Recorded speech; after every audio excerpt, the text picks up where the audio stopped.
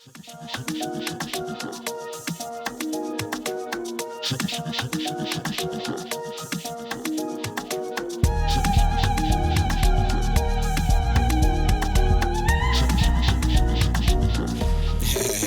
let's get it.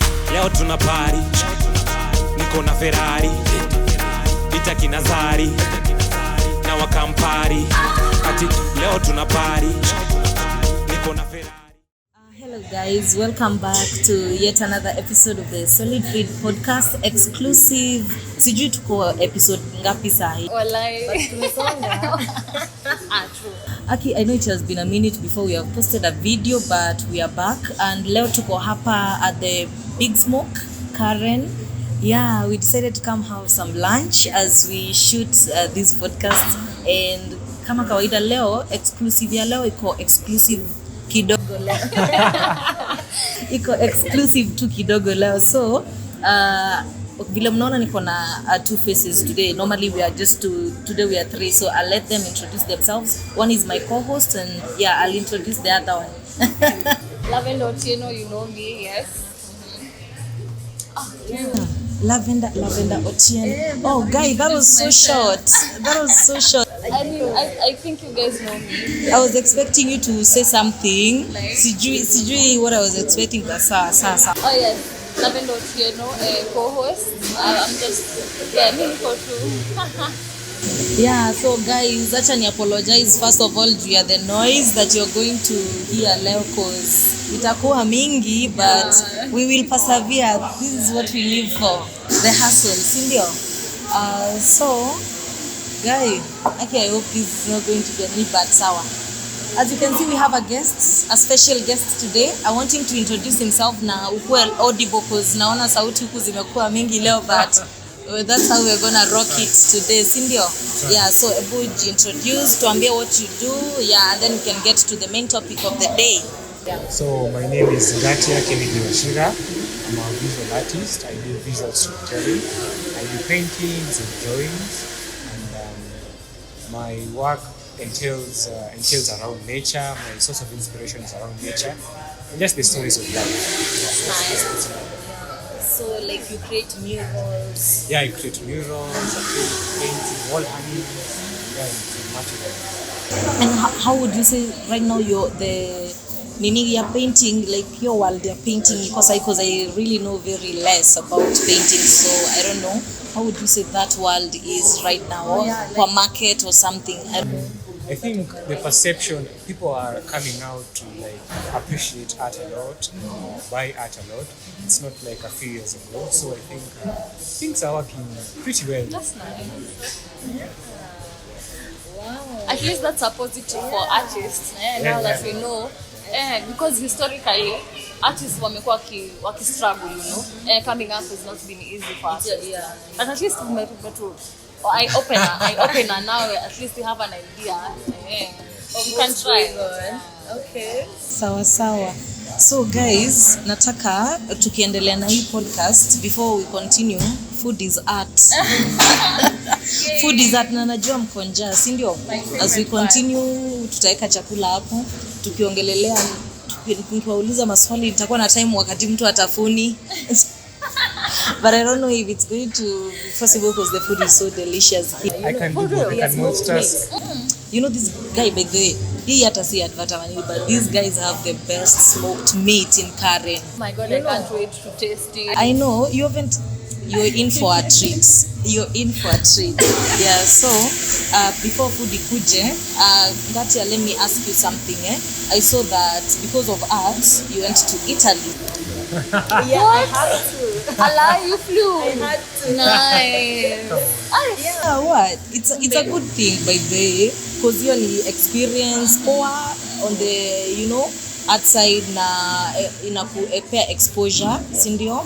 So I believe you got something from there that you would like to share with us, and your experience and everything. How would you say Italy was? Tuambie pia. It wasn't really a big thing, but traveling to Europe for me was my first time. Okay. And I got to experience different forms of art.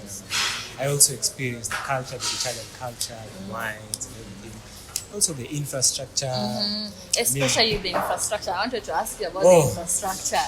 Yeah. We have a long way to catch up, but we're getting there. Because I think they're a first world country. Okay. We are a third world country, so that could be the challenge. But we are progressing on it. It was a good experience. Went to the Biennale, met a lot of artists. Did you get to eat presenters. their pasta and their pizza? Pasta, pizza, You know, wine. the Italians are they're like specialists in pasta and pizza. Delicious. They have a special sauce, you know. Yeah, well, that's nice. That's Yeah, nice. it was a good We experience. can learn, we can get a thing or two from them maybe, but pia hapa at Big Smoke wako na delicacies mzuri, so we hata sisi tunafika bei. Yeah, hata sisi tunafika bei. Yeah. Wow, so that's amazing. So before we even go to the topics that I want us to talk about today, nataka utuambie what you tell someone, a young artist. You know, we have young artists, ama artists wenye wanataka they're in their cocoon, they're still in their cocoon, they don't want to maybe get their work out there. Maybe they're afraid what people are going to say about their work. You understand? Because sometimes we are worried about how the world is going to receive our, you know, creative work or what we are doing to, I don't know how, I don't have the right word for that, but yeah, you get what I'm trying to say, yeah? So what would you like tell a young artist? I have not really made it, but I would I am make it, but somewhere. you know, you at least you have the kind of experience that is needed. Yeah, and yeah. So I think my advice to upcoming creatives would be, I think consistency. You have to really put in a lot of work, craft, and believe in yourself. And also, there has never been a good time to showcase and sell art like this time, the digital era. So with your phone, you're connected to the world. So I'm looking for opportunities out, being open to new opportunities would be a good thing, and just patience, because all these things don't just come overnight. Yeah. Especially patience. But you know, mtu mwenye anavumilia ndo that's it. Yeah, you know, also it comes with a lot of diversifying, because for the craft, if you just depend on one thing, you're really going to struggle. It's like- but if you diversify, you have merchandise, you have this and that, I think things can It'll work. One step at a time. And you'll be there. Wow, so that's interesting, guys. So in other news, you can get artist K Ngatia on Instagram at artist K Ngatia, and other platforms. DMini huko, buy paintings, you know. Oh yeah, I have a question. Do you do portraits? Like, hata anaweza kukuchora. for real? Yeah. Ah, that's nice. I'm actually working on one right now at the moment. That's nice. Alafu una frame. Yeah, and then frame them nicely. Yeah. Nishapata msee basi. Recommended. Nishapata msee. So guys, actually he did a painting for me. You see the paintings that are in my house. He's the one who did them. So yeah.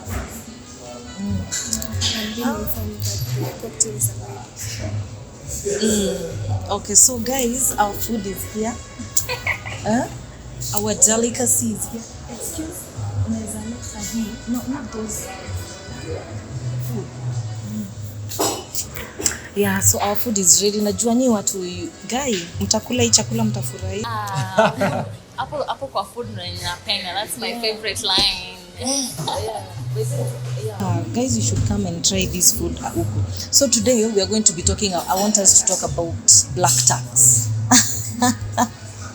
Black tax. I know. It's a thing. I'm hearing it for the first time, but apparently it's a thing. By the way, I'm shocked. You guys, thank you so much. Thank you so much. I know it looks delicious. Delish. This is pork.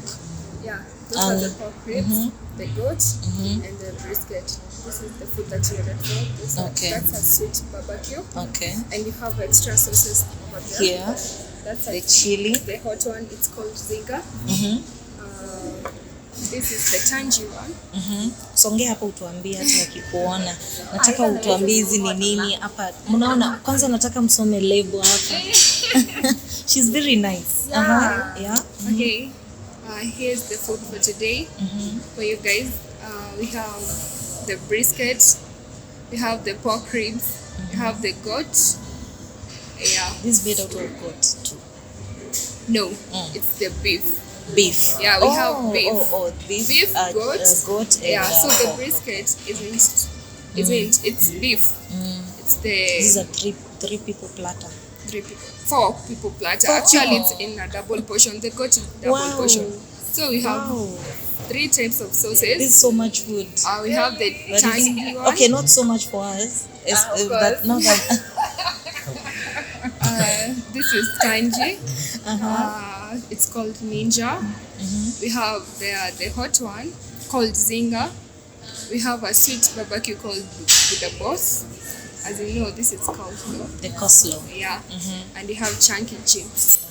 You give me some sort of a Texas vibe.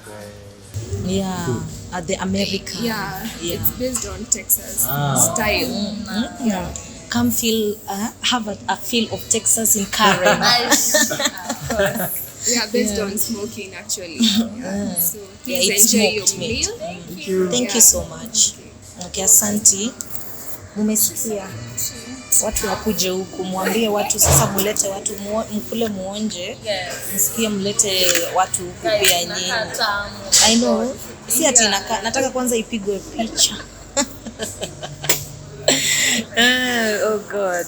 Guys, you should come try their inaitwa their platter. 4 platter. Yeah, they have a 4 people platter, 3 people platter. Sindio? So yeah, you guys should come and try it out. And they have this amazing smoked meat. They are cooking it American style. Like they smoke it for like 6 hours.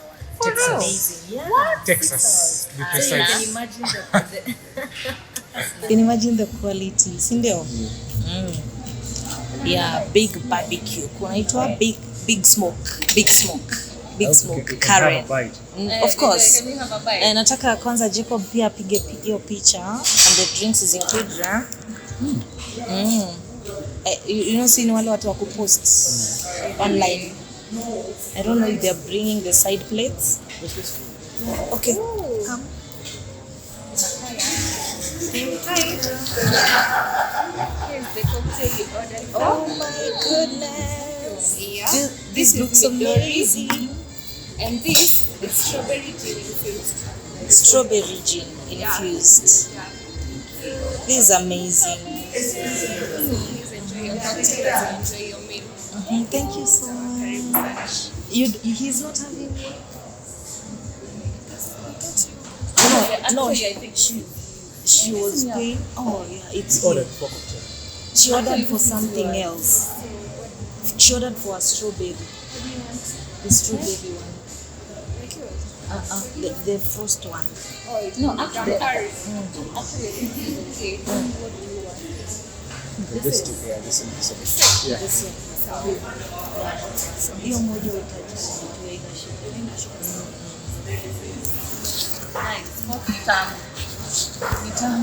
Oh. Hajaleta side plates. I am waiting for the side plates. So we're gonna cut this part. Eh? They're gonna. We're ready to. Wow, so guys, nataka tuongelelee, but before tuendelee, onjeni chakula, onja msikie. Sijui mbona mnaangalia chakula. see a display.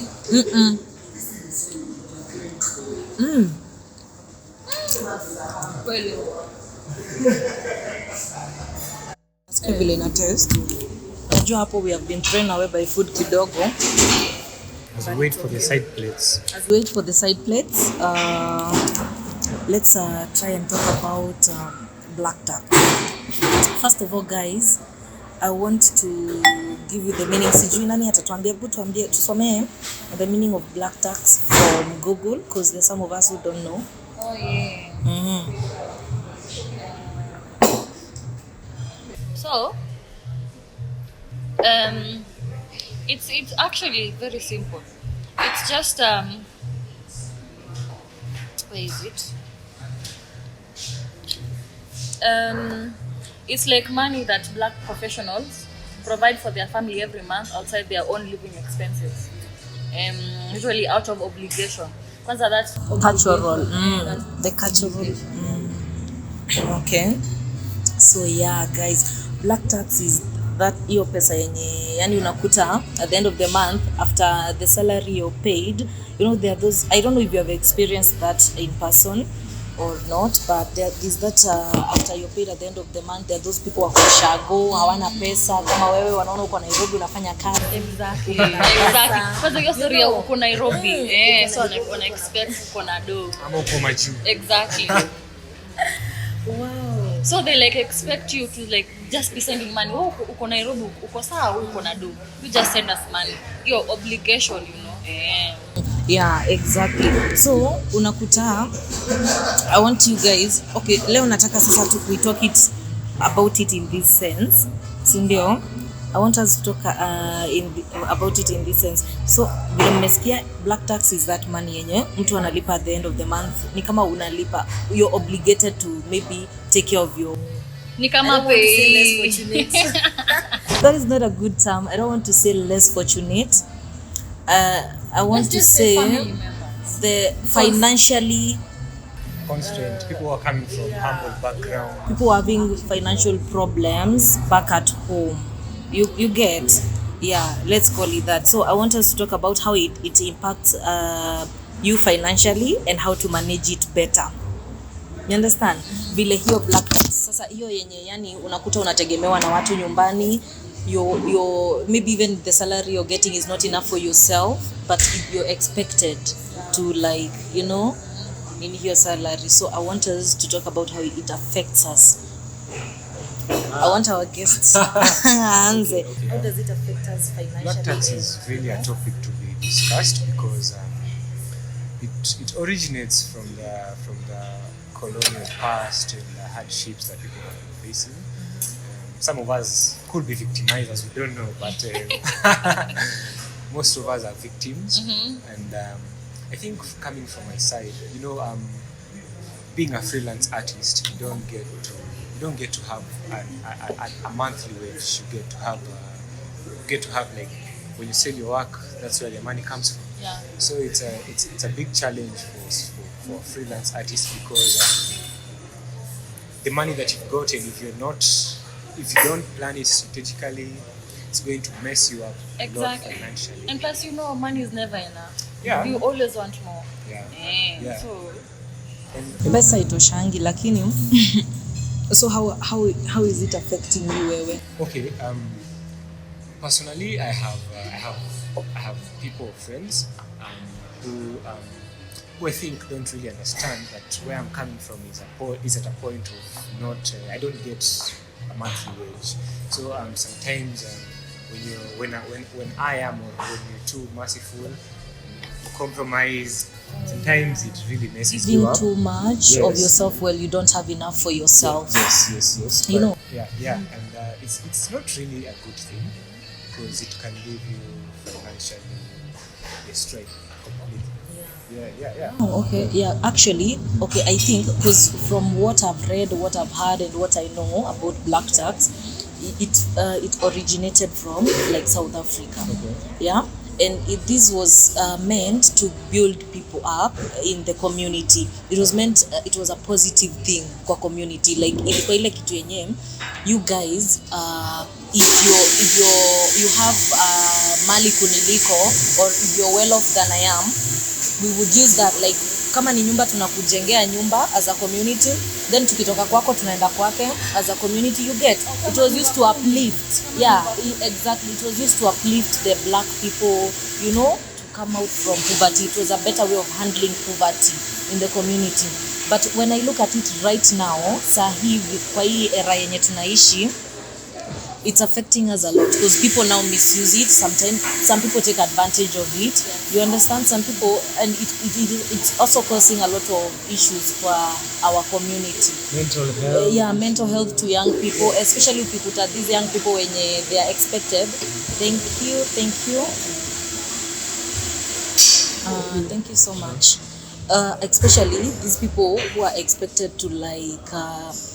You're young, you're 24, and then unakuta your family expect, since you're already working, expect you're the one to send money for school fees for your younger brother nini. So you find you can't even build yourself financially. That is what I want. You understand? You can't even build yourself up financially because there are these people who are constantly dragging you down. So it affects us in such ways. Unakuta there is no financial growth in your life. Ama unakuta there's in our black people community, it's so hard for us to create generational wealth. Yes. You understand? Because there are people who are constantly taking from us. The more we are trying to make it, the more they are taking from us. And yani inatufanya we become oppressed, financially oppressed.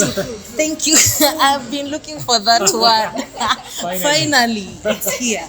I've been looking for that word. So, yeah, unakuta it makes us now become financially oppressed over and over again. So, it's financially to destroy in that sense to me, like on my view. Look at it in terms of the positive side, because it has a positive side and the negative side. Because at times you find that this financial help could be sort of an investment. It could be paid school fees for someone so that maybe they get a good job in future and help themselves and the community back at home. But where it gets too much, where now people are obligated and abusing the rights.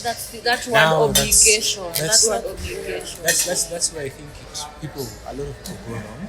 A lot of us, let me say us, because at some point I always feel like I have been there as a victimizer, and now I'm a victim. True. After me, I think hapa niko kwa hiyo cycle ya victimizer. I was for a period of time. Say, huyu msema amekuwa akioppress watu. What do you mean? No, he actually confessed it. He has been one of the people who no, I have to say it. No, guys, I have to say it like it is. Say it as it is, by the way. I know. You have to tell us your story, by the how was it? Like if you were put in the same position yenye ulikuwa unaweka watu. Kwani ni position gani? Hiyo ni position yenye unaweka watu manzi unawa oppress. No. You're the one blocking people. Because oppression comes in different forms. Sasa ni oppression. As I was saying, Unajua lakini there are people who get entitled. Yes. I wasn't entitled. Entitled, but you finessed. No, come on. Okay, so Mine was sort of an. Thank you. This is amazing. Oh my god, this is amazing. Napenda po. So guys, you guys are putting me here as the victim. You just threw me under the bus and left me there. you know, he's saying we are throwing him under the bus, but his own was telling me that he was one of the people who was taking black tax from family. Wow. Yes. No. Was it necessary? Because some of you guys just want to give people stress. No, not really. Mine was sort of an investment because mine was school-based. I had no people to facilitate my school-based, and now I'm sort of giving back. Oh. Yeah. So I mean, okay. I'm looking at it from a positive angle, not a negative angle. I've never been entitled to anyone's money or anyone's property because for me it comes from their heart. So it wasn't a sort of an entitlement. It was just as it was done back in South Africa. Same. Kenya in South Africa. Okay, so he's saying he was helped. Okay, I think that is a good kind of way to give back there, considering the black tax part of it. Yeah. Sindio, like unakuta. What was I saying? This food is so amazing, guys. Forgive my. I know, just forgive my nini. So, like, if you're giving back to the community right now, kwa sababu you are helped by someone, you know, the same way if I help you today, you help, okay, that's okay. You're si mbaya, you know, you're si mbaya.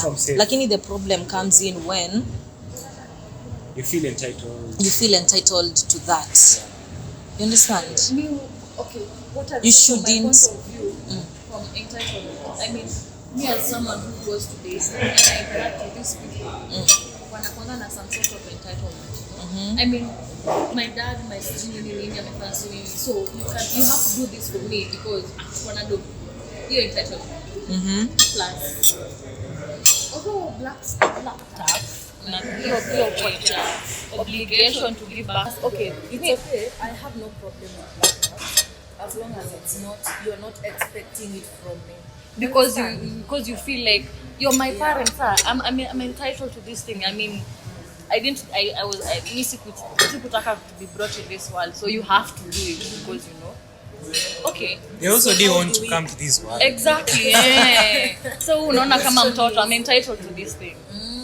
So the question is, okay, ni sawa you can get entitled, ni sawa you can get those ninis, like all those issues zenye ziko that comes with black tax, ndio, lakini the big question is how do you manage it, you know, properly, financial, ndio ifitting in your financial limit. There's this saying nilisoma na nitaisema hapa tena. I was talking to Ngatia and I was telling him about it.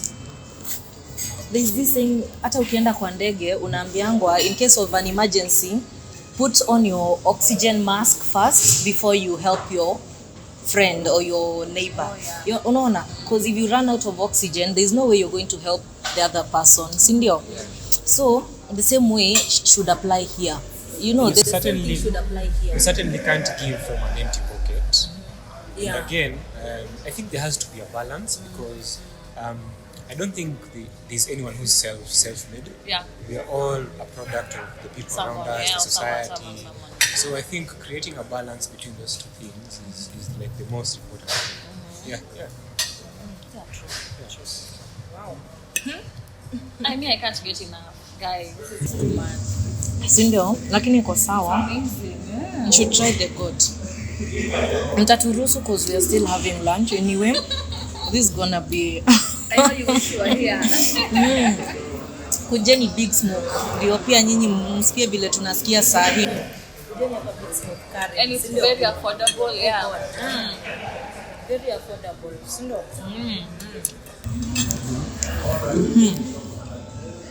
Hii chakula nitamu, si ndio? Wataturuhusu tutafune. It's tender and so soft. Yes, a 10. Definitely a 10. Love the flavors. They're mouth-watering and tantalizing. Yes. Oh. That's definitely a 10. Utafuzwa kizungu hadi mtoke huku mkisema channel Solid Fluid is the podcast. You know.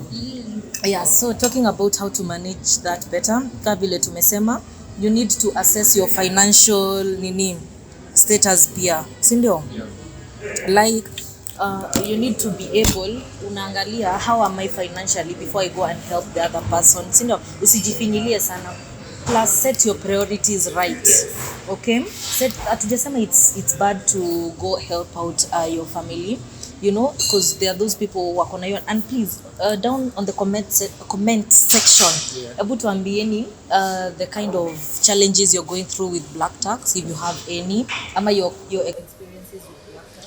Or you're a victimizer and you don't know. Ama you're a victim. You're the one who are getting entitled. Ama you're a victim. Wow. Okay, sawa. So the thing ndio tunasema, you need to set your priorities right. Kama mtu, si ndio? Ama mtasemaji? I just feel like all you need, yeah. Aya, kuna hii the next I want us to talk about, and nauliza what is it in a typical African family, love or burden? As in, what is black tax in a typical African family? Is it love or is it a burden? Because to some, okay, unaweza pelekwa shule majuu, umetolewa ushago, mnaishi na huko nini uambiwe, no, you're the one, we're taking you to a great school, we're taking you to a good environment where you get exposed, and then we want you to come back. Wewe ni wewe, you know when you go to school and then your family is telling you, wewe ni wewe, tuna familia inaangalia, you know, nika kijiji yote unaambiwa, so you go with that in your head. Nasomeshwa kwa sababu I should go back, you know. So what would you say about that? Like, is it love? From that concept, or from that perspective, I'd say it's kind of a burden because, okay, two way. Juu umepelekwa majuu, hiyo ni love. I mean, umepelekwa endo usome. But then wamekuwekelea hii pressure, like you're supposed to toa from this poverty, you know, this state. so the whole family is on your head manze, that's a lot of pressure. I think hiyo ni pressure mingi, so iko na two way, ni love umempeleka usome, but tena ni pressure fulani unafaa kuwatoa on this state. I think it's both, because you, as long as you occupy space on this earth, you have a responsibility, you have something to do.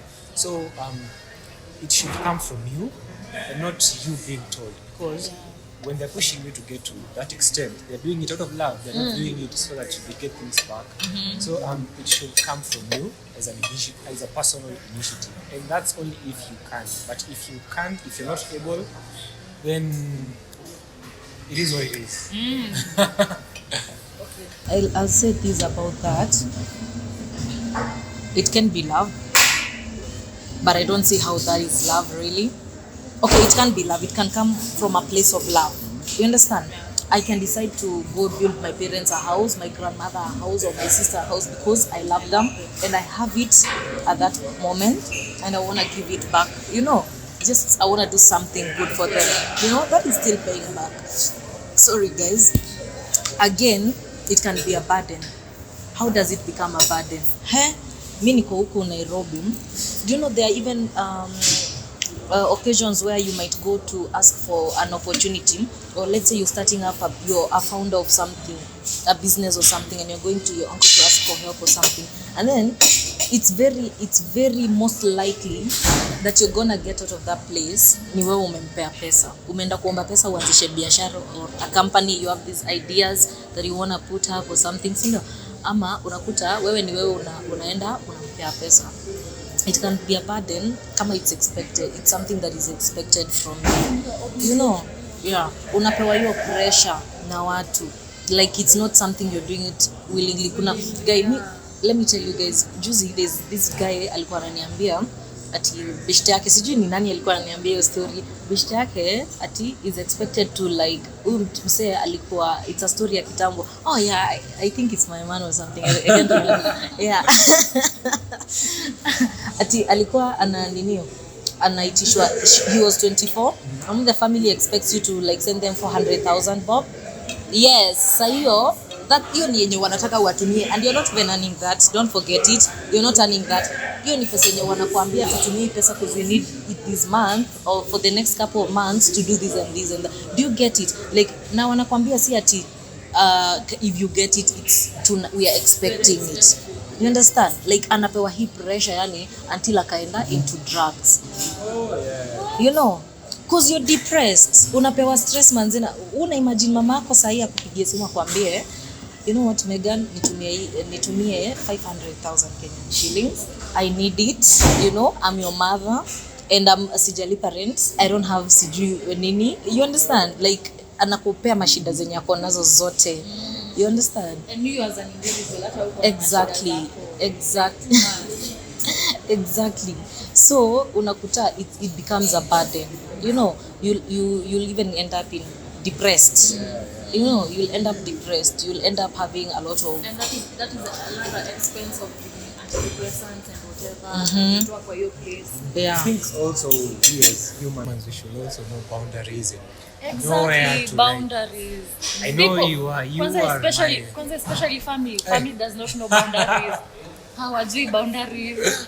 And that's very dangerous. How are you boundaries? Also heard of another story of some guy who was abandoned by the fox, and then like the dad, and then when he was successful, dad was just, yo, send me money, I need to do this. Can you imagine the sort of entitlement in that scenario?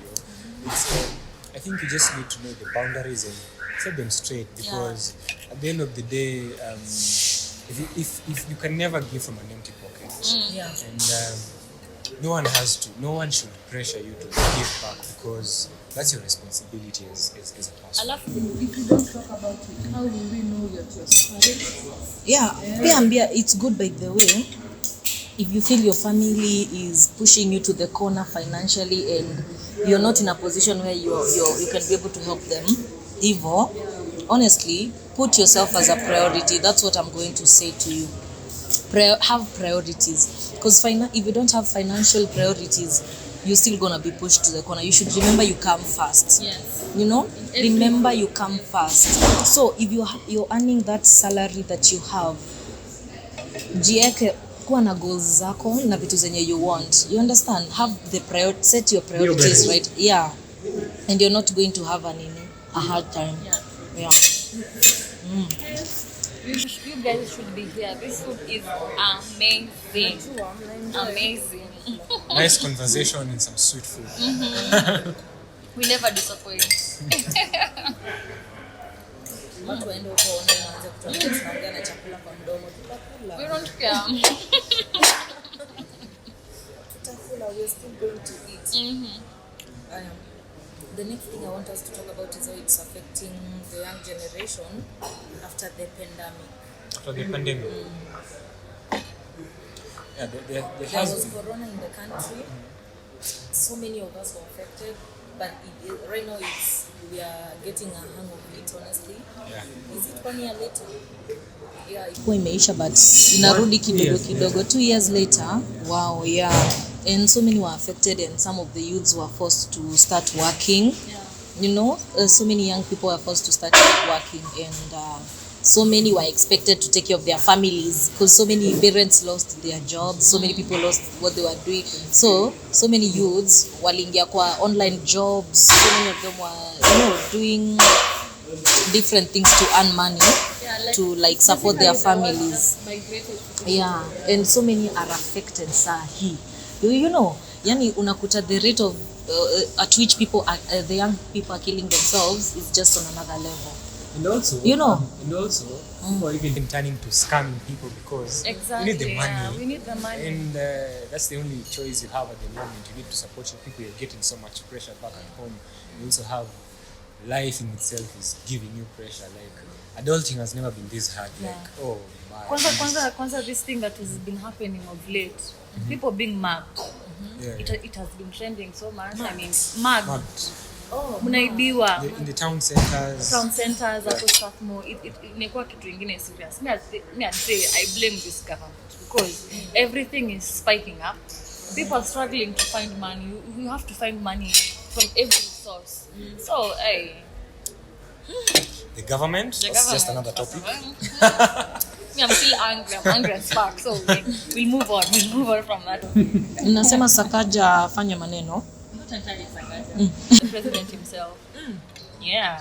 I think Okay. also all the president leaders himself. should take initiative and at least like try and fix this nation because we've been in this mess for like the longest time. Yeah. And I it's think pushing it's- the youth to Me, I think edge. it's getting worse. Yes, it Getting is. worse. Yes, It's it getting worse. And so many of them are getting into drugs too. Yeah. You know, they are getting into using substances. So many people are just so depressed and they're not saying it. You understand? But let me tell you, before even tuendelee na hiyo topic, if you're depressed because of your family, wanakuitisha pesa, please cut them off for now. For now, until you get better. Kama wakati tunawaambia mimi by then siwezi sai. Siwezi sai. Unaumia bure. At the moment, family is not blood, family is loyalty. Yeah, true. You know, if they can't take care of you when you're at your hardest time, I mean, come on. You'd rather also not take a bullet for them if they are not taking one. They'll suck the blood out of you if you're not careful. Just need to know where to draw the line. It's so sad. It's so sad, by the way. Aki, hey, where? It seems you've been a victim. Okay, honestly, I thank God. My family is not that kind of. Okay, unajua kuna those family. Okay, there are those people who are privileged, especially if your family is married. You'll not face the black tax thing affecting you so much. By the way, kama umetoka kwa pesa, if you guys are married, there's no way hiyo kitu itakuaffect sana because your parents are not going to expect anything from you. Sijui ati your aunties, your grandmother, you understand? Yeah, they're not going to be expecting, ama you're not going to be expecting them to, yeah, si ndio waitisha hizo nini. Watu wengine hawarelate mkiongelelea hiyo topic, but yeah, the veterans. Munajua, you all know what I'm talking about. But it exists. very much exists. And it affects a lot of people, especially young people.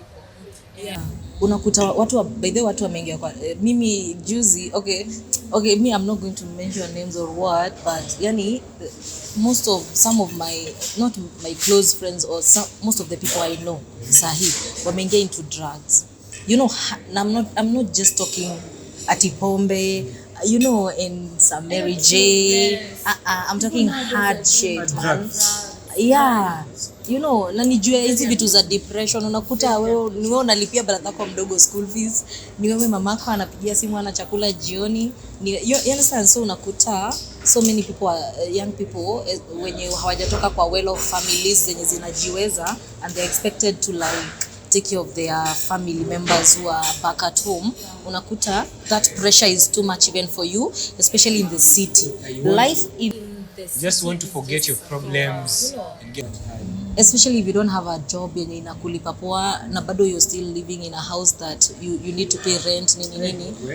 Maisha hapa kwa hapa tao shamba la Kishi Kanairo, you can relate. Yeah, so ndio maana tunawaambia hebu hapo chini just tell us your experiences and you know what you're faced on that nini. Amesimaini mimi nakula. Juni tamu. So hii nataka you guys, I want you guys to give me detailed nini ya hii. Na nikuongea na hiyo chakula naona mna enjoy hadi na feel shy ukiachwa ukiongea peke. Anyway, my question is unagongwa guy. Ukikula na Waluya unakuta uli. Anyway, so guys, my next thing I'm asking is how to give back to the community without how to give back without pushing yourself to the corner, ama without breaking the camel's back. In short, we mean how to give back without straining yourself, ama without you getting depressed and you know feeling like people are just giving you a hard time generally. So how do you do that? I don't know will you start or should I start? Nimeongea sana. Acha our guest atuambie how to give back without breaking a camel's back. You really need to be organized, 100% organized with your finances, because you know, once if I give you 1,000 bob and you deduct 50 shillings, it's over. It's over. So I think you just need to set your priorities right and understand, is it an investment you're making? Because at times maybe you're paying school fees for someone. For me, something like school fees that's an investment.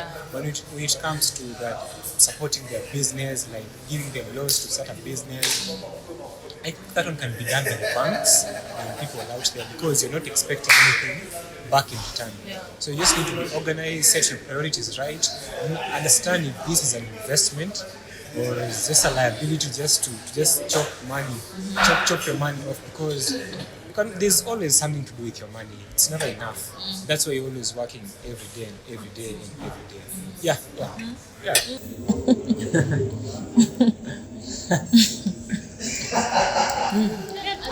I'll also say the same. Priorities.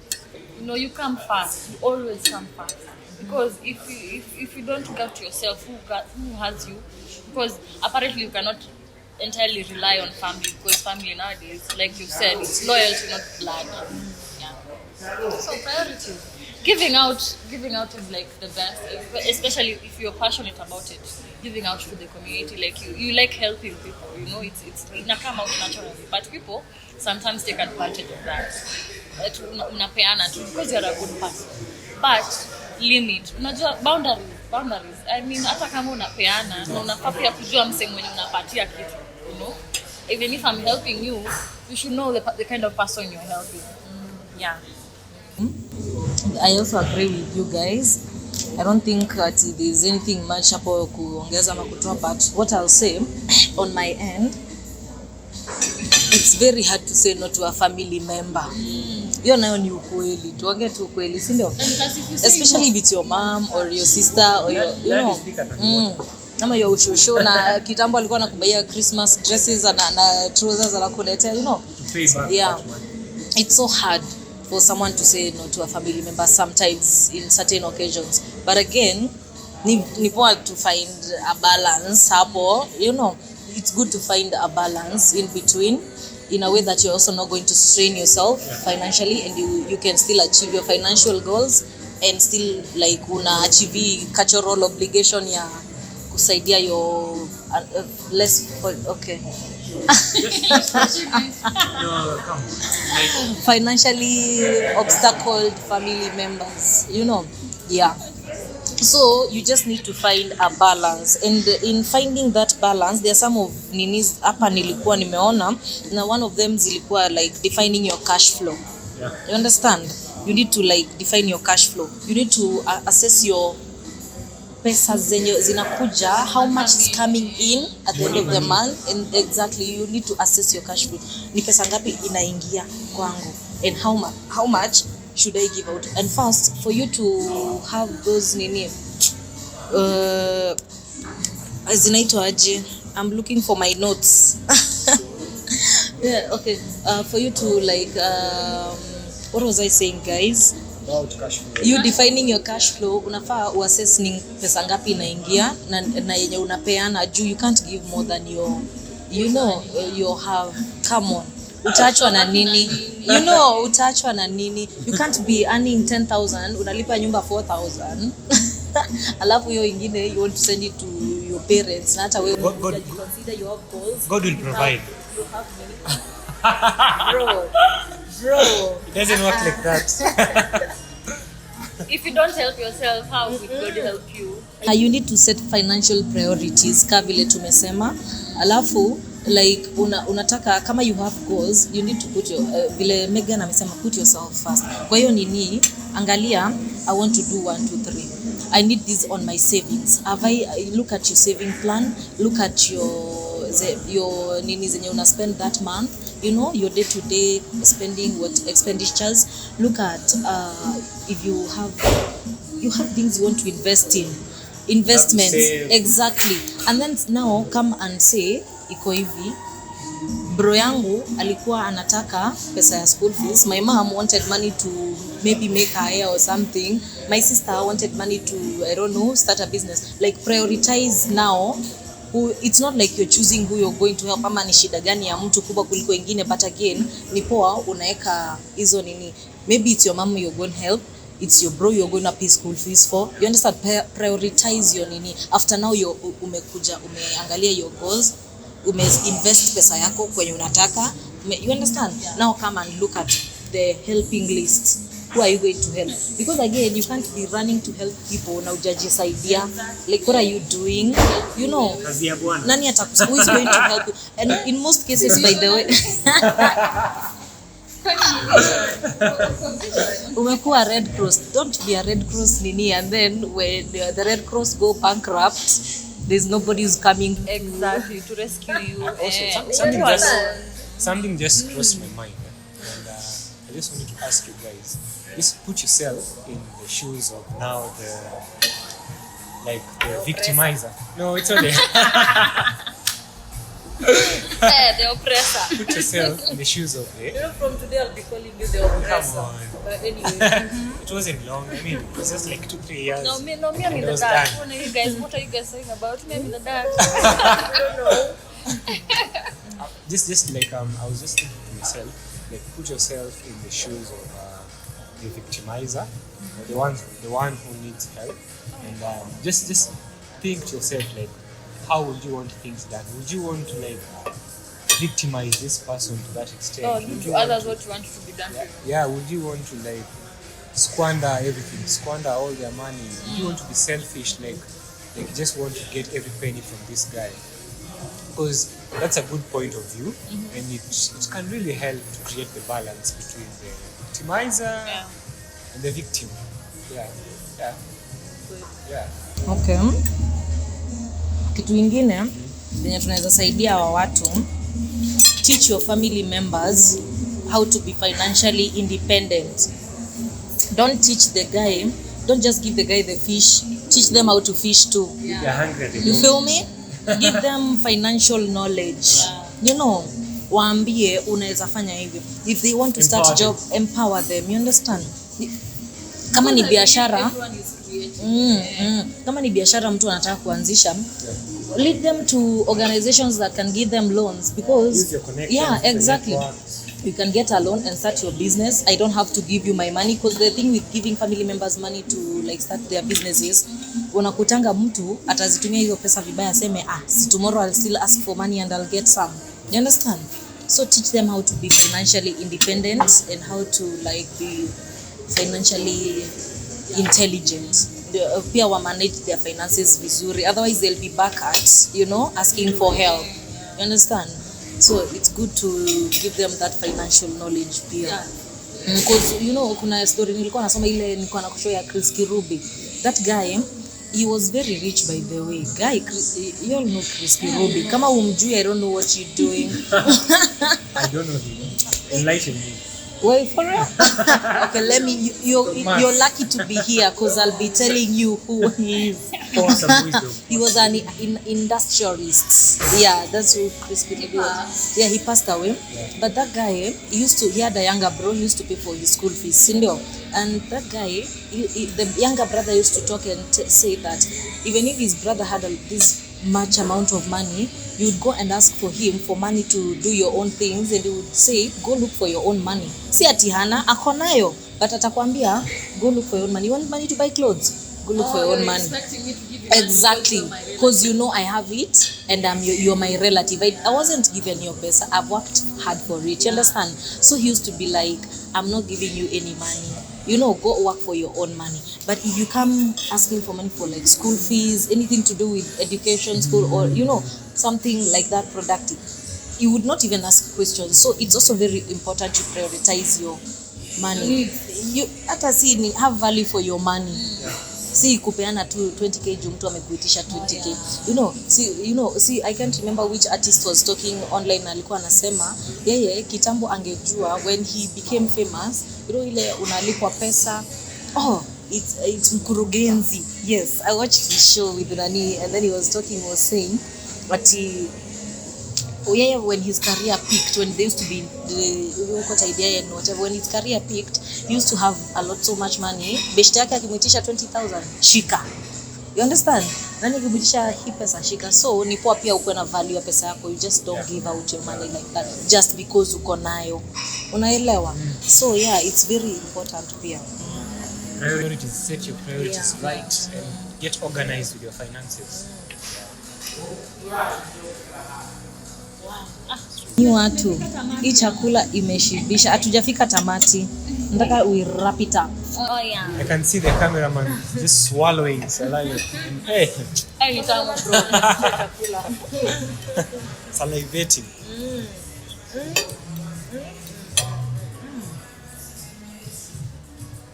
Si wango, it's top tier.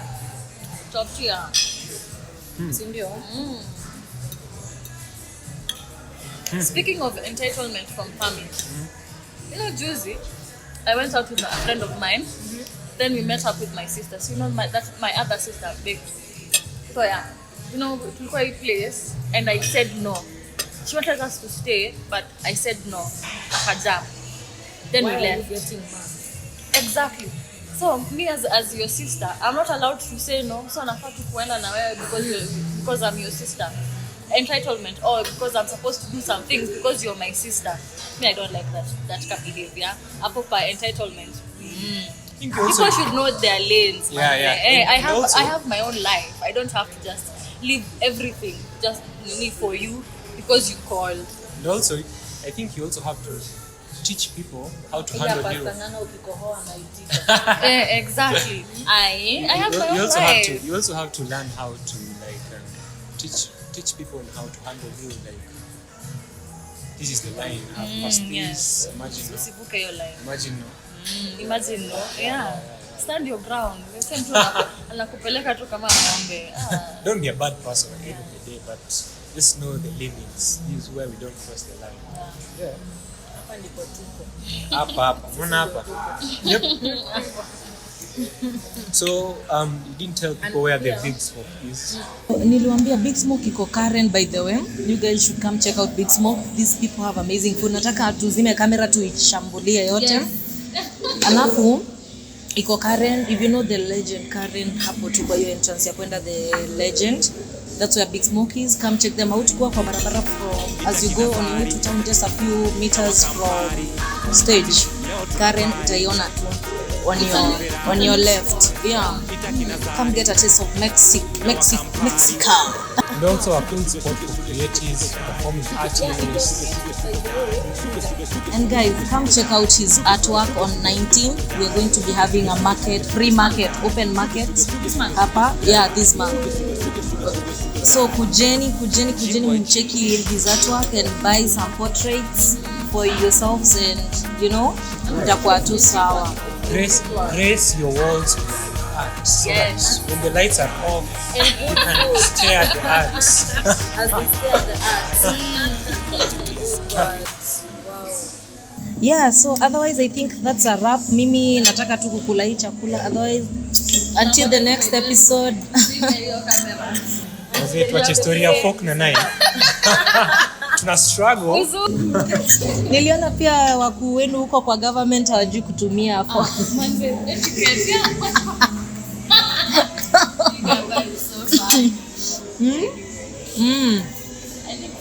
Otherwise tumekafunga. Till next time, bye bye.